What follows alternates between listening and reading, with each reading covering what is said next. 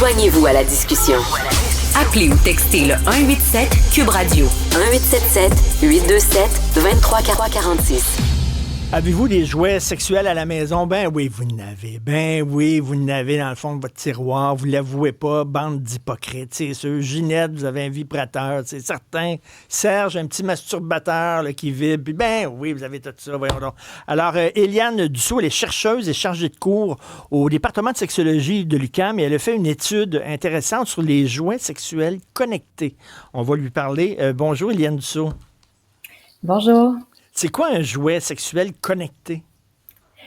Donc, c'est un jouet sexuel qui va utiliser la connexion avec la technologie, comme la réalité virtuelle, la connexion à distance pour, par exemple, synchroniser les jouets sexuels entre partenaires qui sont pas dans un même lieu physique, l'utilisation de pornographie en même temps que l'utilisation du jouet sexuel. Donc, éventuellement, ce que cette technologie-là permet de reproduire, c'est des interactions sexuelles qui ressemblent beaucoup plus à ce qu'on aurait avec un ou une partenaire sexuelle humaine, finalement. OK. Il y a des jouets sexuels que les couples utilisent pour agrémenter leur relation, mais là, on est en train, on dirait, de déraper vers... déraper, c'est pas négatif là, ce que je dis, là, mais d'aller vers des jouets sexuels qui vont remplacer la relation avec un être humain. Ouais, c'est un bon mot-clé, déraper, parce que comme pour n'importe quel développement de nouvelles technologies, il y a un outil qui est souhaité être utilisé, puis finalement qui peut occasionner certaines dérives. Donc, c'est sûr que cette technologie-là permet des nouvelles fonctionnalités. Je pense que ce qu'on voit dans nos résultats de recherche, notamment, c'est que les personnes qui utilisent cette technologie-là avec partenaires sexuels rapportent un bien-être sexuel plus élevé.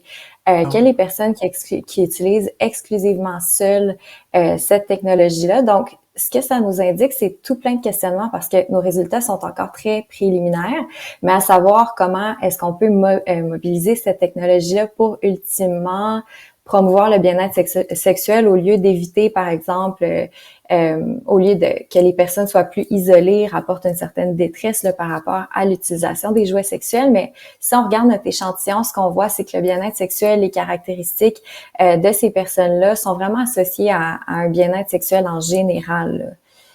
Mais lorsqu'on voit des jouets sexuels très sophistiqués là, qui tournent dans tous les sens et puis qui, en même temps, sucent un peu le clitoris, etc., non, mais l'homme à côté, là, l'être humain dit je peux pas compétitionner, moi je suis incapable de faire ça. Et la personne qui utilise souvent des jouets sexuels, lorsqu'elle arrive avec un compagnon, une compagne dans le lit, trouve ça comme un peu plate finalement, non? Il y a pas un danger à ça. C'est une excellente réflexion. C'est sûr que, ce que vous décrivez ici, c'est des jouets sexuels pour personnes qui ont des organes génitaux dits féminins. Donc, c'est pas la majorité de notre échantillon, dans le fond, dans l'étude qu'on a réalisée, c'était plus un échantillon masculin.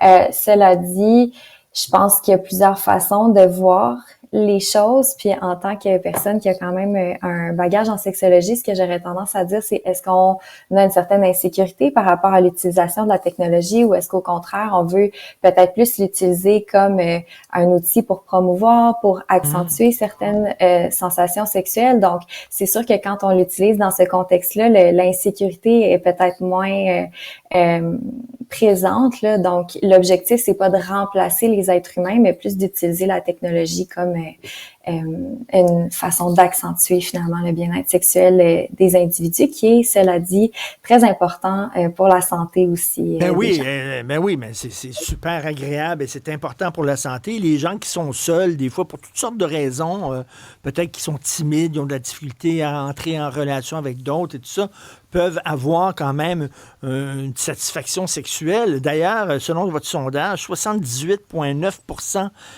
des gens qui utilisent des jouets sexuels le font en solitaire. Mm-hmm. Oui, seulement solo. Et parmi ces gens-là, il y en a à peu près 15-16% qui sont vierges. Donc, c'est sûr qu'il y a des gens qui vont aussi utiliser cette technologie-là parce que, ils n'ont pas accès à des partenaires sexuels, ce qui est super aussi parce qu'ultimement, on veut promouvoir le bien-être sexuel des individus, là, peu importe leur contexte relationnel et sexuel.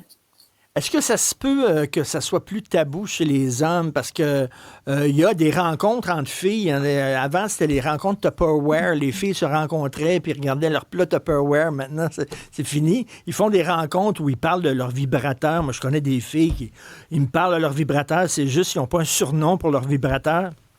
Les gars, j'ai jamais entendu parler de mes chums de gars qui dit hey, moi, j'utilise un jouet sexuel. Ils me disent même pas qu'ils regardent la porno.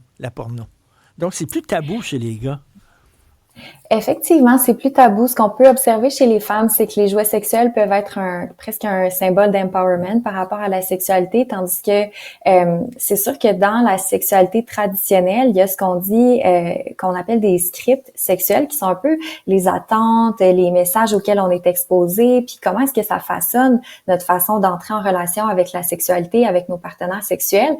Chez les hommes, il y a cette pression quand même à performer, à être disponible, à mener les rencontres sexuelles, puis dans un contexte hétérosexuel, ça veut dire aussi d'être disponible pour la pénétration phallo-vaginale, donc du pénis dans le vagin. Hein. C'est ça, majoritairement, quand on fait référence à la sexualité, les représentations qu'on se fait, c'est souvent dans ce contexte-là.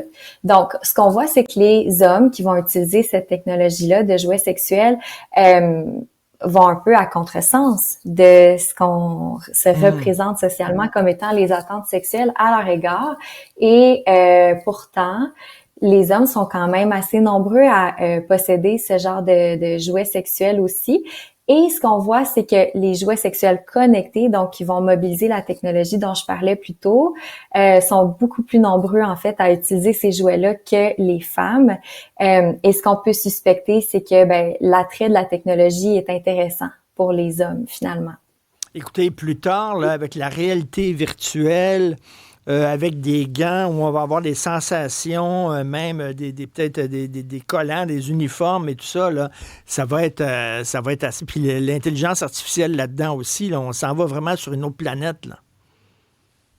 Effectivement. Ou peut-être qu'on s'en va dans des nouvelles dimensions de la même planète qui n'ont pas été encore explorées. Ça reste à voir. La technologie est encore vraiment en émergence vraiment bourgeonnante, mais il y a déjà beaucoup de choses qui sont possibles justement avec ces jouets sexuels connectés là, qui sont moins connus aussi du grand public. Qui sont moins connus du grand public, mais qui sont disponibles. Moi, je vous avoue que j'ai des lunettes de réalité virtuelle chez moi.